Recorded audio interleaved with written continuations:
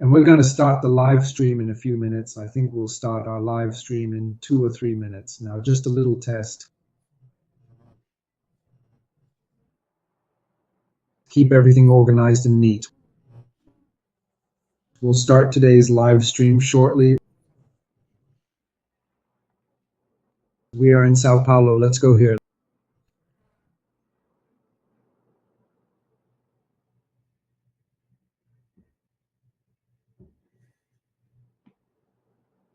Let me take a look here.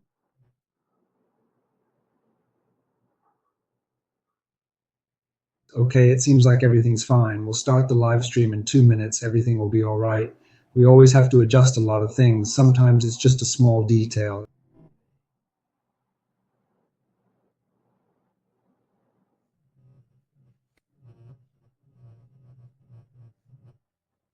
It happens.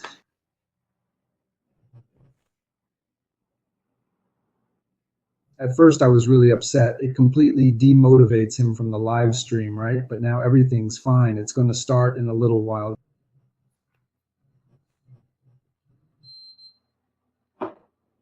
Just a minute. We'll start the live stream. Let's go.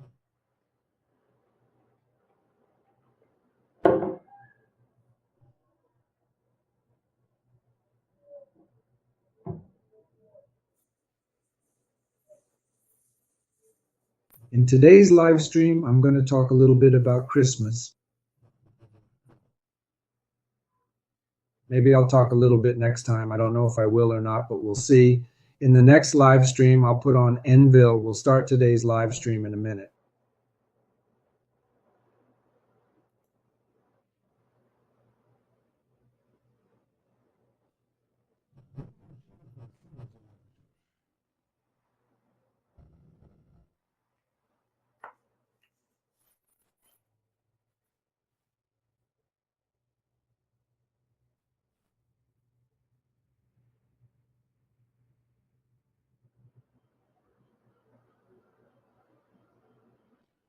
Okay, it's 8 p.m. We're starting our live stream. We're in Sao Paulo, December 17th, 2025. Title of today's live stream, The Feeling and Knowing of Christmas.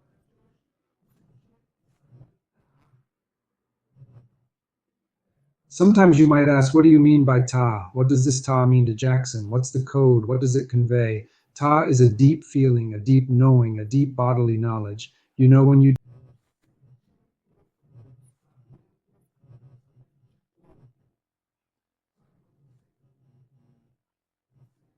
Do you feel hungry, and are you hungry? Yes. Hunger comes from within. It's not because you arrive and say, I'm hungry, without having felt the yes. It's the first thing your body feels. Then you have knowledge of what your body felt. So it's the feeling and knowing of Christmas. It's the feeling of Christmas. Christmas, not just as a Christian holiday, Christmas as a solstice. The solstice, which is a movement on Earth of the Earth's angle.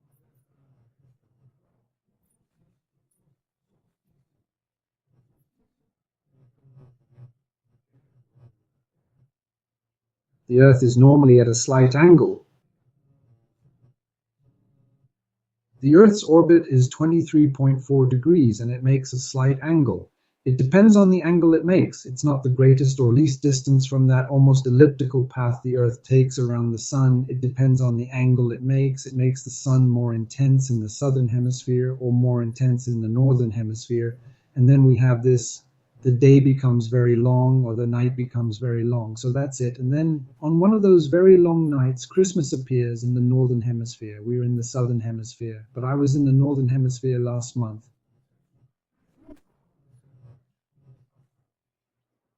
Throughout November, I was in the northern hemisphere, and that's where something important comes in, which is feeling that time. There in the northern hemisphere where I was, the nights are getting shorter, the days are getting longer, the body is asking for a moment of rest, asking for a process of meditation and reflection. The days are getting shorter, you enter a process, your body always.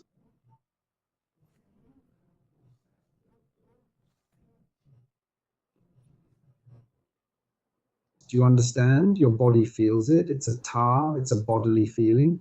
The feeling is more than just feeling inside the body. The body overflows. You have a feeling that is the body territory. You locate yourself in a space where you perceive yourself. And if the day is getting short, your body notices, gives you clues, and you adjust, becoming more contemplative, more meditative, more a natural introspection.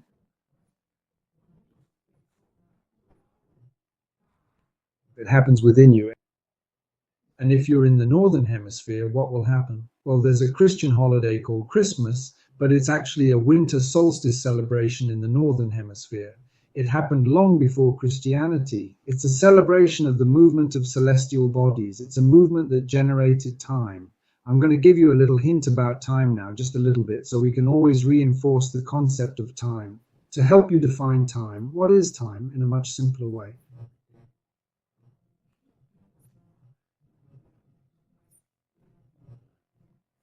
Time is measured by counting a cycle using a cycle as a ruler. So you take a small cycle and count it within a larger cycle.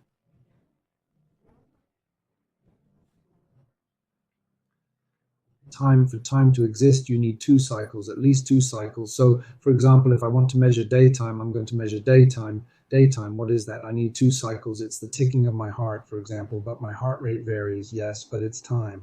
And day and night, that period that will change the cycle of the day and the cycle of heartbeats. So, if I have two cycles and a reference point, I'll use it as a reference. For example, if I am a being that will live, I don't know, a bacterium, something like that.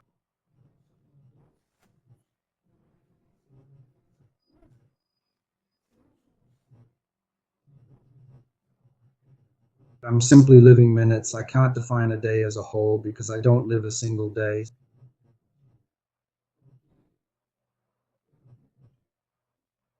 So time is a scale. Time itself doesn't exist. I need cycles to represent time. When we talk about years and days and this movement of the earth around the sun, it approaches and moves away very slightly. It's almost a circle, but it's kind of squashed. But winter and summer are about the earth's angle, not so much the proximity that the earth is having with the sun. And this angle will give us longer days and shorter days. And ancestral peoples used to celebrate these things, and it's very important for us to celebrate these things because they are movements.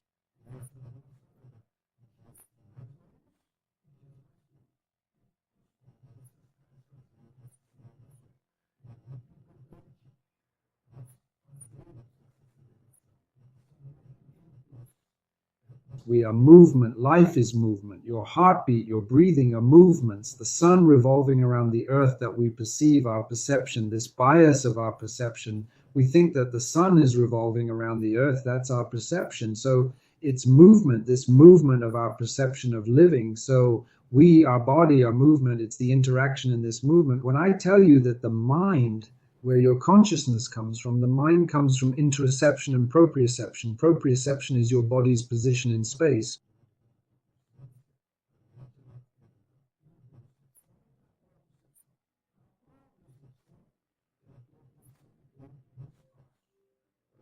But I took this proprioception, extended it, and called it apus. It's the exception itself. It's your body's position in space that you perceive not only of your muscles here, but how you locate yourself within space. I call this apus, body territory.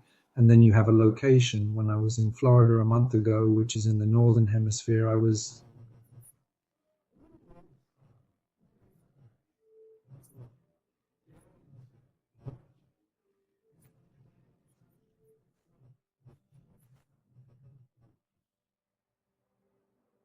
the days were getting shorter.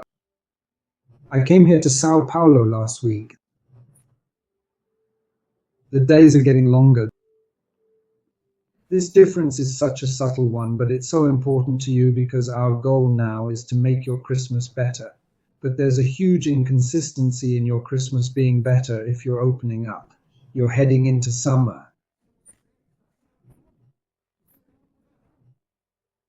If you were in the northern hemisphere, you're heading into winter, the Christmas dinner, the light, the food, the feast, the extra food, because it's going to be a winter period, so we have to change our mindset. But more than just our mindset, change our bodily perception. Our Christmas in the southern hemisphere is a Christmas of openness, opening up to the world, opening up to summer, opening up to the sun, sweating, the cicadas singing, the sweat appearing. It's a different Christmas for us.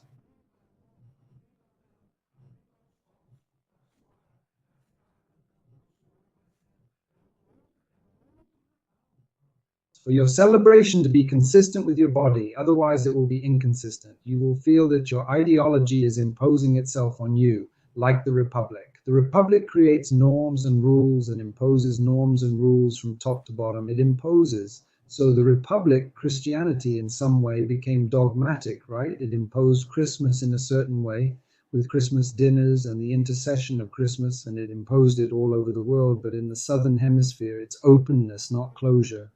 The day is getting longer in the Southern Hemisphere. People's bodies are different in the Southern Hemisphere because they walk on this earth of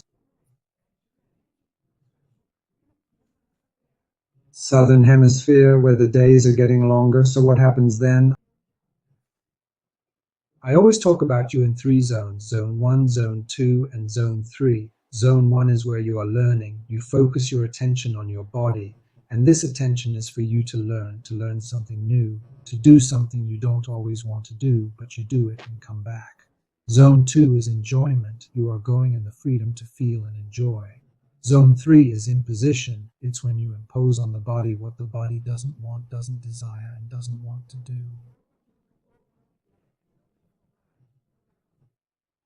Ready?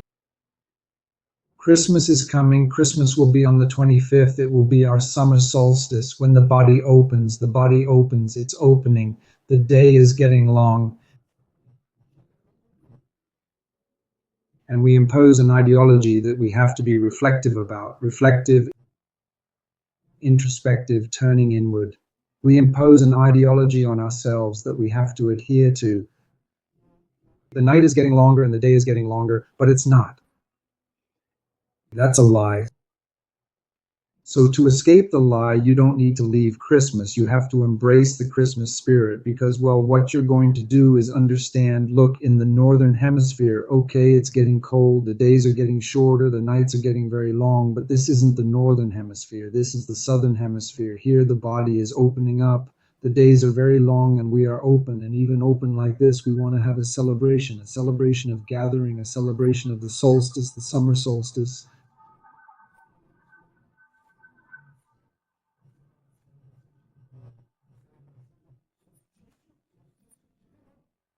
Okay, we call it Christmas. Christianity is here. Let's celebrate Christmas, have a feast. Everyone does their own rituals. But the important thing is that you understand that your body is opening up and that this ideology that tells you that now is the time to close is an ideology that would work perfectly if you were in the Northern Hemisphere.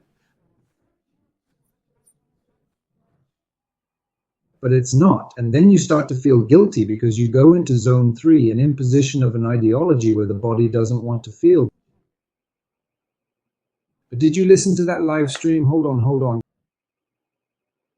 Great Christmas, introspection, closure for the Northern Initiate.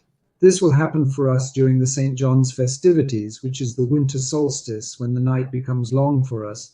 But now, at Christmas, you will feel that your body is open, it is willing, it wants to do, it wants to start the year, it wants to go outside, it doesn't want to go inside. Okay, but everyone's there for the Christmas event. The community is all together. And if the community is all together, you can take advantage of that togetherness to try and benefit from the Vasa. Vasa is what I'm talking about, the collective. This week I spoke with my brother. He even passed the doctoral exam he was doing, and I talked about Vasa again. Are you going to talk about it again? Oh, I wasn't going to, but I will. Vasa is the thing,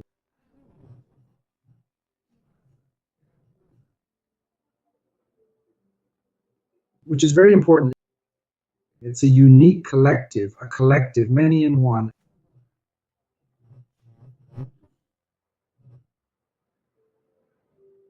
And at Christmas, we're close to that because the family starts to get closer. What is this collective feeling like? A school of fish, a flock of birds, our community, all of us together preparing Christmas dinner and Christmas decorations. It can all be a collective effort.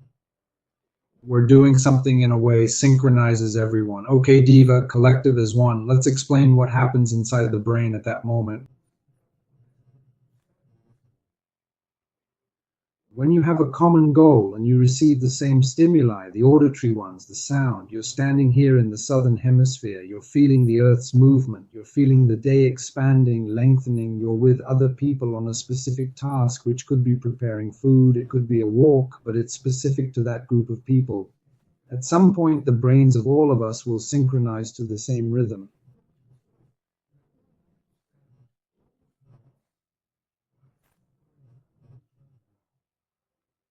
And that time will vary between 3 and 12 seconds. It synchronizes perfectly. This perfect synchronization, the feeling that we've become one. One. The name for that is Divasa, Jivasa, Divasa.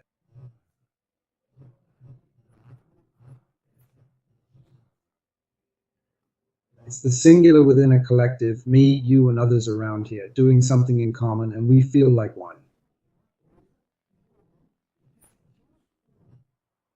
I don't feel like you and I are doing something together, like we doing it. It's not we, it's a singular experience, a kind of immersive experience. So Christmas is approaching, and this opportunity to feel the immersive experience is great. During the immersive experience, your brain synchronizes. So synchronize your brain according to the movement of others. What the other person is saying, what they are feeling, what you are feeling. It becomes a mirror of the other, and it becomes a single group doing something. This lasts about 12 seconds, and then the brain locks up, and again it returns to entropy. Entropy is learning each person differently from the other. It returns to entropy. It stays in this state of entropy for about 8 to 20 seconds, and then suddenly the divas reappears. So what will you have in the Christmas ritual? And for you to do well, what will you have in the Christmas ritual? You take the people who are together and try to make one activity common to everyone. Sometimes the women stay in the kitchen, the men stay in the living room, or sometimes they'll have a barbecue, other times not. Try to get everyone involved in the same thing. Don't leave one person sitting while someone else is preparing something. Try to prepare together. Even if that person doesn't help, they'll be there, feeling the same information, diversion.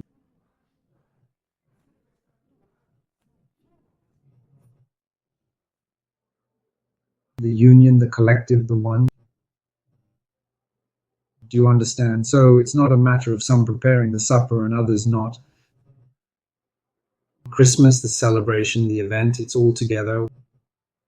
We'll go together, listen to this music together, sing together, we'll prepare the food together. At some points during this togetherness, it'll disappear for 3 to 12 seconds, then vanish, then reappear, then vanish for about 20 seconds, then reappear again. But these moments when we appear together are divine. It's where you become part of a collective, a larger group, a humanity that is all of us.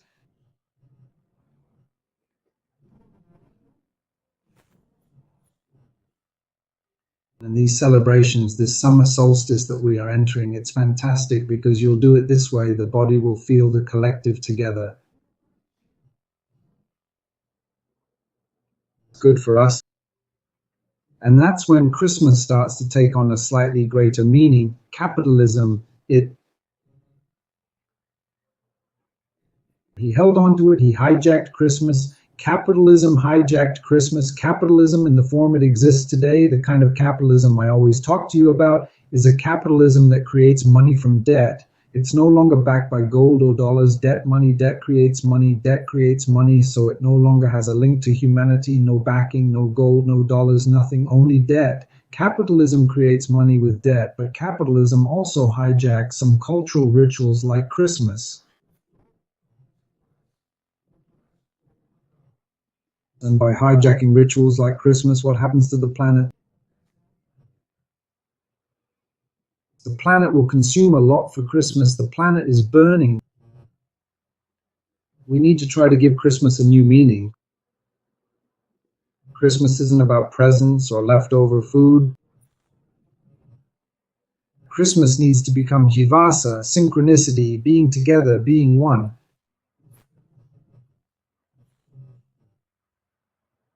Obviously, Christianity will have its songs, its prayers, its chants, its hymns, but jivasa is the collective. It's doing something together. So Christmas becomes a ritual that isn't about the gifts.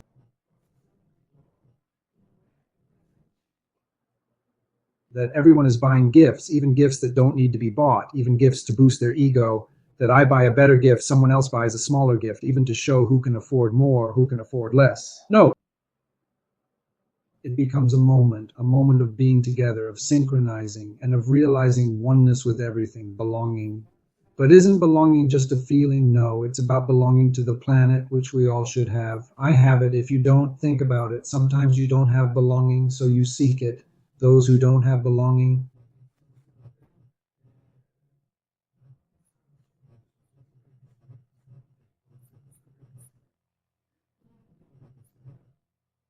there's another little problem, because the only way you can't feel a sense of belonging, the only way you can't feel like you belong to the planet, to this place, to life, is because you've denied yourself that sense of belonging.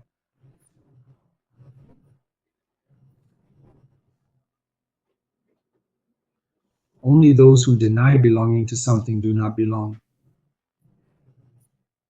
Because you belong to the living beings of the planet. You are the planet. You belong to the planet, but sometimes you have been segregated. You are the white sheep of the family, the black one of the family, the yellow one of the family. You are the ugly one, the beautiful one, I don't know what. Or you think you are the intellectual of the family. And sometimes when you think you are the intellectual, you lose your sense of belonging too, because you distance yourself. So when you think you are different, you will begin to lose your sense of belonging. You think you have the light. We all have the light. It's not just one person. So the factor of belonging is very important, because whoever has lost their sense of belonging will now enter the Christmas period. Christmas is a time for introspection. Christmas is a time for meditation. Hold on a minute. That's in the Northern Hemisphere. This person lacking a sense of belonging, in addition to lacking belonging, feels fake, feels fake.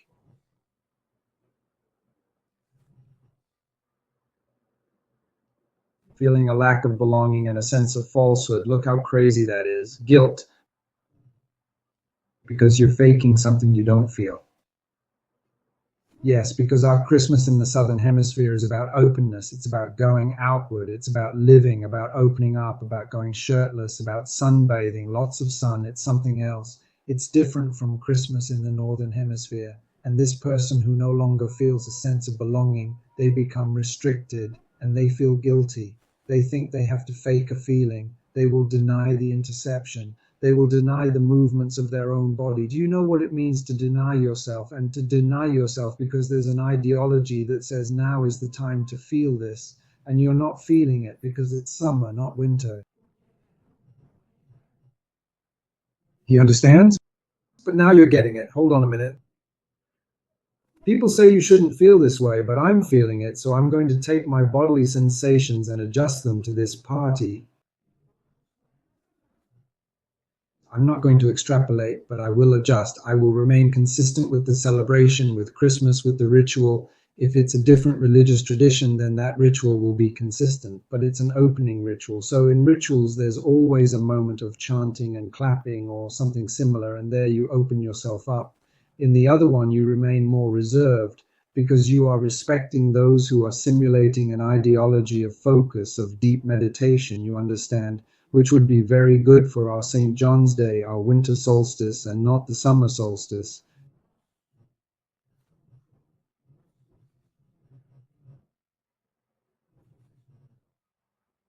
And that's important. So I put a text for you guys before the live stream. I sent you the text, which is written like this: weird, weird, and the warning about that.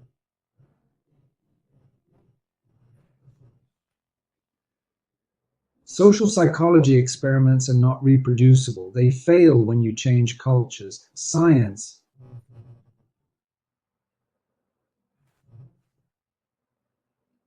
When you start tracking and classifying everything within a pattern, and that weird pattern is a pattern of London societies, societies of the Northern Hemisphere.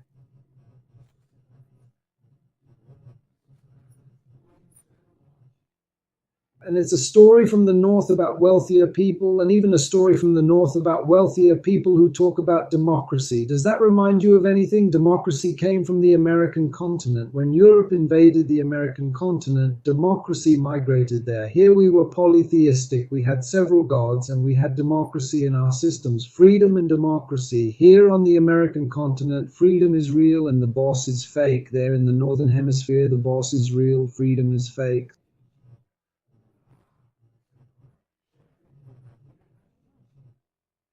Some people say, Jackson, you went to the United States, there's freedom there. It's a lie. There, the boss is real. Freedom is a lie. It's here in our Amerindian world that freedom becomes real. It was. When Europe came, it crushed that and appeased that. So you have this loss of freedom itself, of expression. You have to express yourself according to what the norm dictates is how one should express oneself. So it's not freedom of expression, but when you're inside a republic, when you're within an imposition of rules. But most importantly, this weird registers all things, all behavior. So when you do scientific research and you put the data into this classification will only give results according to the bias of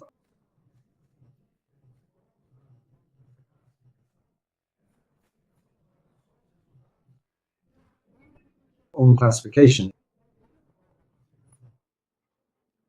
It gives it a scientific bias. That's why social psychology experiments aren't reproducible, because there are biases in the classification itself. I sent it to you, and I even sent the article title and the person's name. Whoever wants to study more, go ahead and check it out. If you do a scientific experiment, you'll see science with evidence. You go to the lab, replicate, and it keeps replicating. But if you register that scientific work, put it within those WEIRD norms, you'll already have a bias, because those norms only work for that people, that culture, and that way, because we are our DNA stepping into the biome we are in, feeling the things we feel. And in the Christmas event, for example, we are exactly at the opening moment. The day is getting long. We are opening ourselves up in this biome. We are not closing. And if you simulate closing when the body is opening, you are being deceptive. And those who don't feel a sense of belonging, when they pretend to feel guilty, but actually, if you're one of those people, know this: you don't belong because you denied belonging. It's always the same. You denied it because of some childhood problem or not a problem at all, or an ideology. You belong. Living beings belong to living beings. Living beings belong to living beings. Some living beings say they don't think they belong, like either the Republic or the colonial era. Look, you're not from this world. No, hold on. So you don't belong. You're not from this world. You don't belong to this world. What are you doing here? So, since you're not from this world and I'm not from this world, what I feel is openness. But ideology says it's Christmas. I have to close it off. Then you close it off because you're not from this world. No, you're fooling yourself. You're fooling yourself. You have to open up the whole spectrum. You are from this world. You feel the changes and the movements. You feel them. And then you just adapt those changes and movements to a ritual, to a good time, which is Christmas. You're going to try to make the diva appear.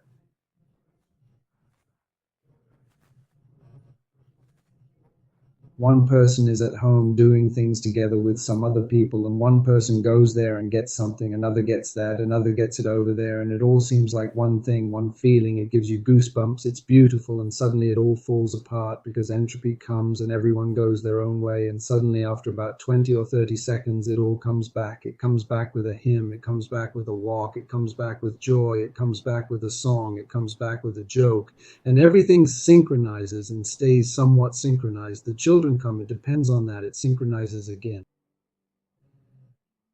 I think it's very important to have sacred spaces in the house. I'm setting up an environment where the living room, where I'll be staying, will be a slightly more sacred space. Cell phones aren't allowed in sacred places.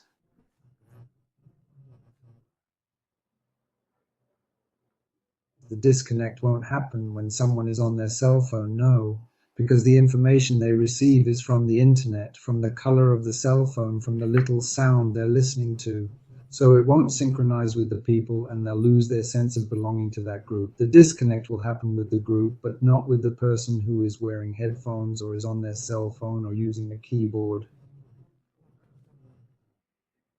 It lost. It lost. The Christmas spirit is gone, that unity is gone. And I'm not talking about unity for the sake of introspection. Unity is about openness. It's summer, it's our summer. So let's go, let's do it. Suddenly it's there in the living room. Someone, something, it's over.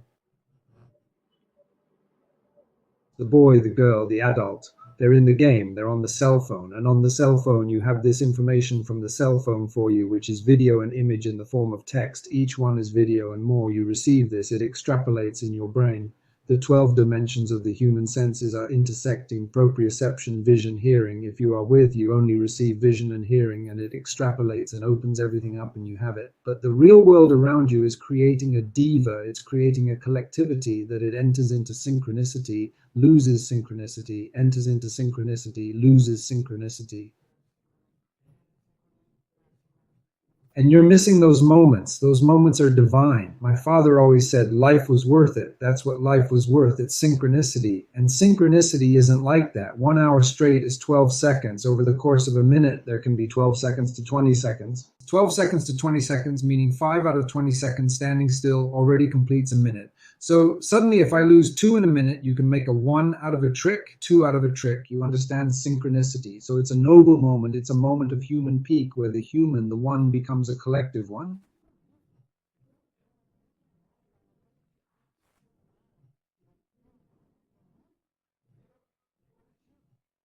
A structured, synchronized collective. The brain processing the same information in a single action, which is a single group. Why a single group? Because the information the group receives is the same, and the intention to act is the same. The sound everyone hears is the same. The vision everyone hears and sees is the same. The smell is the same. So there's a wow, but that will only last 12 seconds. Then the child leaves, another one goes there, another one goes here, but suddenly they'll come back and there we go. This is the celebration. This is Christmas. This is the gathering. This wonder. This is praise. And it can be in the form of a hymn, yes. Suddenly the hymn goes into a vase-like box. Wow. The hymn is long, but suddenly in the middle of the hymn, you break it down again. And then it comes back again. So when you break it down, don't feel fake. Know that the synchronization lasts from 3 to 12 seconds, then you're out of sync for 20 seconds, then it comes back again, and on the way back is the peak, but it's your peak with this group, and sometimes the group synchronizes all together. Oh, fantastic, and then you'll have a spectacular life, a life of joy, of intensity, from diva to diva, from collective to collective.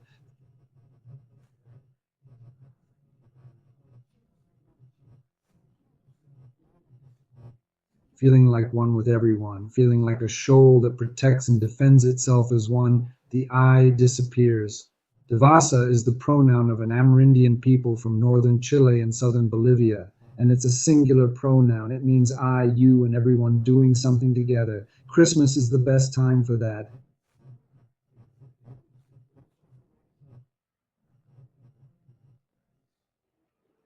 Your body is asking for openness. Okay, let's go for the openness. So let's do it. Let's clean. Let's do it. Let's paint. Let's make the pine tree. Let's do it together. Don't let one do it alone. Let's do it together so we can be one. And to enjoy life and the value of life in every moment is very important. And I'm leaving this live stream with a memory of my father because I adored him and the ideas he had. I thought they were fantastic. A big hug, everyone. Until next Wednesday, if I manage to do it.